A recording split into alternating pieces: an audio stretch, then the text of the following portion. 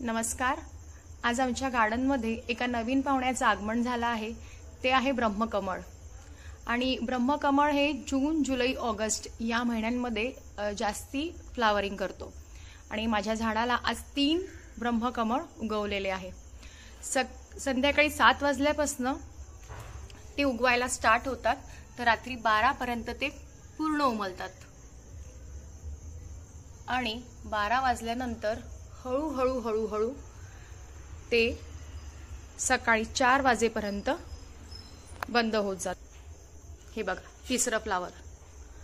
आणि हे जे फ्लावर आहे तुम्ही बघू शकत असाल की याच्या पानांमधनं हे फ्लावर बाहेर निघालेलं आहे।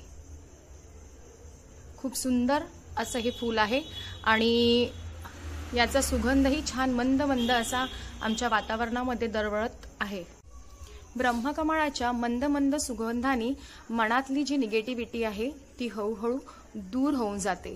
ब्रह्मकमळाच्या 2 वैशिष्ट्ये आहे। हे झाड अद्भुत आणि अकल्पनीय आहे। या झाडाचे एक वैशिष्ट्य असं आहे की याचं जे फूल आहे ते याच्या फांदीतून बाहेर न निघता याच्या पानांमधनं बाहेर निघालेलं आहे।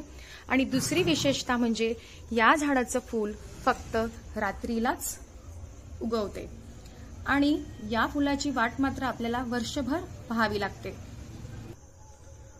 आणि अजून एक विशेषता म्हणजे जिथे पॉझिटिव्हिटी असणार तिथेच हे फ्लावर ब्लूम पण करणार।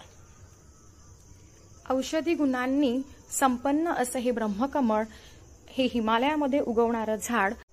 या झाडाची अजून एक अशी विशेषता आहे की आपण याच्या झाडाला किंवा फुलाला विकू शकत नाही आणि विकतही घेऊ शकत नाही।